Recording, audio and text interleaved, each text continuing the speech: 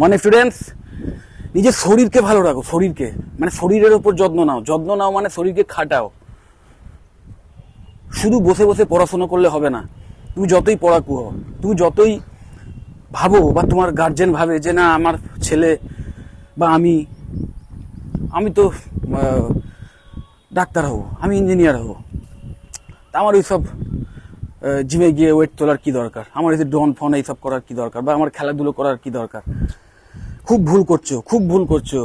বারবার বলছি, যতই পড়াকু হও, যতই শুধু মানে পড়াশুনোটাকে কেরিয়ার করেই এগোতে চাও, মানে ফোকাস করেই এগোতে চাও, রেগুলার মিনিমাম 1 ঘন্টা চেষ্টা করবে, এবং তার মধ্যে আধ ঘন্টা মিনিমাম একটা কার্ডিও কিছু রাখবে। কার্ডিও এক্সারসাইজ মানে হাঁটা, মানে যেটা ইজিলি করা যায়, বা সাঁতার থেকে শুরু করে দৌড়ানো, মুখ সব কিছুই আছে, কিন্তু হাঁটাটা আমরা এমন একটা জিনিস না, ওয়াকিং যে কোনো জায়গায় করা যায়, একটু স্পেস পেলেই করা যায়। এই যেমন আমি হাঁটতে তোমাদের সঙ্গে কথা বলছি, তো এই কার্ডিও রেগুলার মিনিমাম আধ ঘন্টা করবে। তার সাথে সাথে উইকে অন্তত 4 দিন, যদি 5 দিন 6 দিন করতে পারো আরও ভালো, অন্তত 4-5 দিন চেষ্টা করবে বডি ওয়েট ট্রেনিং করার। যদি একান্তই জিমে না যাও, বডি ওয়েট ট্রেনিং আধ ঘন্টা করবে, তার মানে টোটাল 1 ঘন্টা ব্যায়াম রেগুলার করো। মানে এবং এই 1 ঘন্টা ব্যায়ামটা না একটু সিরিয়াসলি করো।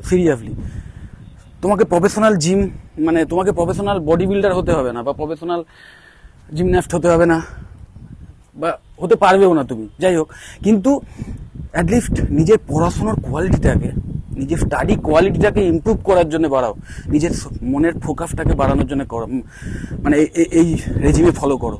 এবার তোমরা হয়তো বলবে যে স্যার পড়াশোনার সঙ্গে কি সম্পর্ক?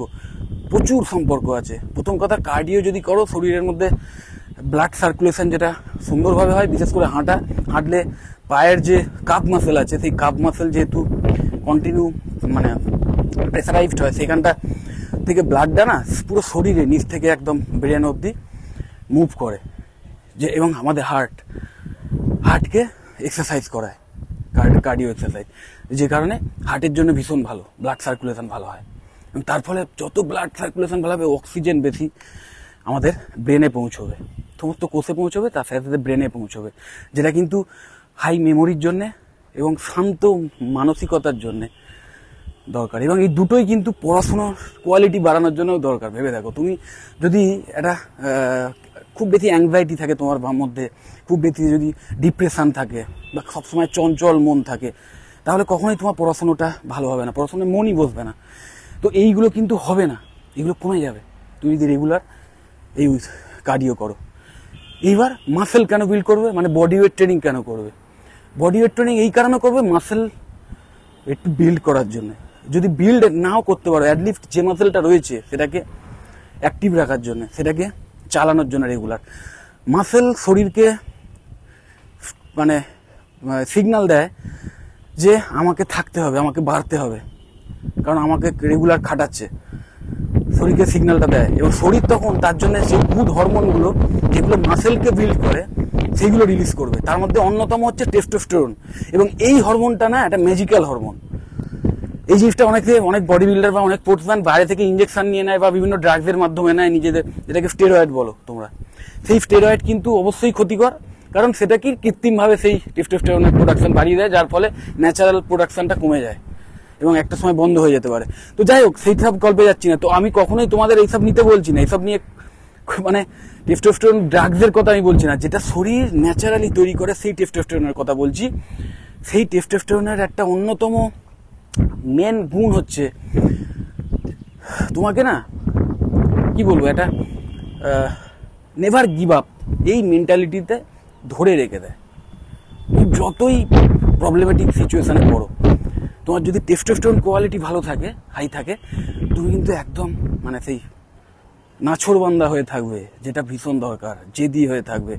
এবং তার সাথে সাথে তোমার শারীরিক ক্ষমতা বাড়াবে, মানসিক ক্ষমতা বাড়াবে, চিন্তা করার ক্ষমতা বাড়াবে, যেগুলো দরকার অ্যাজ এ স্টুডেন্ট। তোমার কি এগুলো দরকার নেই? অবশ্যই রেগুলার, কিন্তু আমি বারবার বলছি, যতই পড়াশোনাটাকে কেরিয়ার হিসেবে বেছে নাও এবং পড়াশোনার মাধ্যমেই কেরিয়ার তৈরি করতে চাও, তো আমি কিন্তু বলবো রেগুলার এই সমস্ত ফিজিক্যাল এক্সারসাইজ তার মধ্যে থাকো। এবং অবশ্যই সেকেন্ডারি তারপরেই যেটা আসছে সেটা হচ্ছে অবশ্যই যে খাওয়া দাওয়াটা যতটা পারো বাড়ির খাওয়া দাওয়া খাও, একটু প্রোটিন কনসেন্ট্রেট খাওয়া দাওয়া খাও, কার্বযুক্ত খাবার, বিশেষ করে রিফাইন্ড কার্বযুক্ত খাবার যদি ত্যাগ করতে পারো খুব ভালো, মানে চিনি ময়দা জাতীয় জিনিসের কথা বলছি। আর আটা বা নর্মাল যে আমরা ভাত খাই, সেই রাইস, সেগুলো একটু মেপে ঝুপে খাবে, কারণ ওই ব্লাডস যখনই তুমি রিফাইন্ড কার্বস খাচ্ছ না, মানে ইনসুলিন ভীষণভাবে স্পাইক করে। ইনসুলিন স্পাইক করলেই টেস্টোস্টেরন নেমে যায়, আর ইনসুলিন স্পাইক করা মানে তোমার শরীরে ফ্যাট আসতে পারে, ফ্যাট জমে যেতে পারে। আর যে ফ্যাট একবার জমা শুরু হলে, ফ্যাট একটু গন্ডগোলের জিনিস। আরও উল্টোপাল্টা যে হরমোন সেটাকে অ্যাক্টিভেশনের জন্য মানে ফ্যাট কিন্তু একটু হলেও দায়ী। শোনো, ফ্যাট কিন্তু ভবিষ্যতে আমাদের শরীর জমিয়ে রাখে। ফ্যাট কেননা ভবিষ্যতের খাদ্য হিসেবে শরীর নিজের ভালোর জন্যই করে, কিন্তু অতিরিক্ত খাদ্য যদি শরীরে জমিয়ে রাখো সেইটা নিয়ে তোমাকে বয়ে চলতে হবে।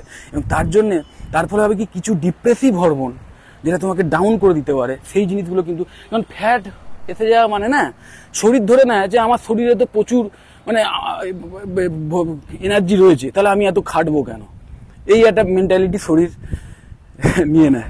এবং তার ফলে হয় কি, শরীরে লেথার্জি ক্রিয়েট করার জন্য যে হরমোনগুলো দরকার সেইগুলোকে অ্যাক্টিভেট করে দেয়, এবং ডিপ্রেশনের জন্য যে দায়ী যে সমস্ত হরমোন সেইগুলোকে অ্যাক্টিভ করে দেয়।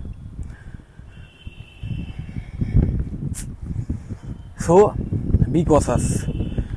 লেথার্জি শরীর ভাবলেও তোমাকে কিন্তু, তুমি বুদ্ধিমান, তোমাকে শরীরকে বোঝাতে হবে যে না, আমার এখন লেথার্জি দেখানোর সময় নয়, আমার রেস্ট নেওয়ার সময় নয়, আমার এখন দৌড়ানোর সময়, আমার খাটার সময়। কন্টিনিউ পড়তে হবে আমাকে, এবং সেই কন্টিনিউ পড়ার জন্যে দিনে যাতে টানা 14 ঘন্টা 15 ঘন্টা পড়তে পারো, তার জন্যে অন্তত 1 ঘন্টা হার্ড ওয়ার্কআউট করতে হবে, হার্ড ব্যায়াম করতে হবে। তার মধ্যে কার্ডিওটা রেগুলার রাখো 8 ঘন্টা, আর বাকি 8 ঘন্টা ওই সপ্তাহে 4 দিন কি 5 দিন বডি ওয়েট ট্রেনিং রাখো। আর যদি জিমে যেতে পাও, যদি সময় পাও, অনেকে বলে, মানে আমি দেখেছি অনেকেই বলে সময় পাই না, অথচ গেম খেলার সময় পাচ্ছে বা পিএনপিসি করার সময় পাচ্ছে, হ্যাঁ, উল্টোপাল্টা ভিডিও বা অন্য কিছু দেখার সময় পাচ্ছে, এগুলো হচ্ছে, কিন্তু জিমে যাওয়ার সময় পাচ্ছে না। বা কোনো বাড়িতেও যে ওয়ার্কআউটটা রেগুলার করবো সেটা যখন সে করছে না, জিজ্ঞেস করলে বলছে স্যার সময় পাচ্ছি না। অথচ সে যে সারাক্ষণ পড়াশোনা নিয়ে পড়ে আছে তা নয়, সে এইগুলো সবই মানে করছে, কিন্তু ব্যায়ামের সময়টা পাচ্ছে না, ওয়ার্কআউটের সময়টা পাচ্ছে না। এটা উপলব্ধি করো। এবং বিভিন্ন রিসার্চ, এখনকার যে রিসার্চগুলো আসছে সেখানে দেখা যাচ্ছে ঠিক ইয়ং বয়সে এই সময় থেকে যদি তুমি রেগুলার ওয়ার্কআউটটাকে নিজের মানে হ্যাবিটে পরিণত করে নাও না, তাহলে একটা বয়সের পর আর তোমাকে ভেবে চিন্তা করতে হবে না। তুমি যে পরিস্থিতিতেই থাকো, যেখানেই থাকো, তোমার ব্যায়াম করতেই হবে। এবং ব্যায়াম মানে সেটা তোমার হ্যাবিটের মধ্যে থাকবে, যেটা দরকার। আর এটা তোমার লংজিভিটি বাড়াবে, সবচেয়ে বড় কথা। শরীরে যত তুমি রেগুলার ওয়ার্কআউট করবে, শরীর বুঝবে যে না, আমাকে প্রতিদিন এই সমস্ত কাজকর্মগুলো করতে হচ্ছে, প্রতিদিন আমাকে এতক্ষণ হাঁটতে হচ্ছে টানা, মাঝে মাঝে এতটা ওয়েট আমার শরীরের মাসেলে এসে পড়ছে, সেটাকে বহন করতে হচ্ছে। এবং যেই ভাববে, তখন শরীর কি করবে, শরীর যে জয়েন্টসগুলো আছে, যে মাসেল আছে, যে ওই যে হরমোনগুলো আছে, যেগুলো গুড হরমোন, হ্যাঁ, সেইগুলোকে সবসময় অ্যাক্টিভ রাখবে। এবং তার ফলে তোমার লংজিভিটি বেড়ে যাবে। মৃত্যু মানে কি, মৃত্যুর দিকে যত মানুষ এগিয়ে যায়, মানে ন্যাচারাল ডেথের কথা বলছি, যত এজিং আসে, সেই এজিং এ হয় কি, এই সমস্ত হরমোনগুলোর লেভেল আস্তে আস্তে নামতে থাকে, এই গুড হরমোনগুলোর লেভেল, এবং মাসেলের যে পরিমাণ সেটা কমতে থাকে অটোমেটিক্যালি, কারণ শরীর ধরে নেয় আর মানুষও হাল ছেড়ে দেয়। এটা কিন্তু ন্যাচারাল বায়োলজিক্যাল প্রসেস, হ্যাঁ। কিন্তু এটাকে কিছুটা হলেও মানে চেক করা যায়, কিন্তু জানো, চেক করা যায়, ইভেন কিছুটা হলে রিভার্স করা যায়। আমি বলছি না তুমি সেই মানে ব্যায়াম করে 40 বছর মানে বয়স কমিয়ে দেবে, সেটা নয়, দেখতে হয়তো সেরকম লাগতে পারে, কিন্তু আমার কথা হচ্ছে যে তোমার যে লাইফ স্প্যান, সেই লাইফ স্প্যানের কোয়ালিটিটাকে ভালো করে দেয়, আরও কোয়ালিটি যুক্ত করে দেয়। এবং আমি শুনেছি বা দেখেছি যে কিছুটা হলেও কিন্তু রিভার্স হয়। তুমি তোমার বয়স্ক বাবা মা যদি থাকেন বাড়িতে, তাদেরও বলবে রেগুলার ব্যায়াম করতে, প্রতিটা মানুষের রেগুলার 1 ঘন্টা করে ব্যায়াম করা দরকার।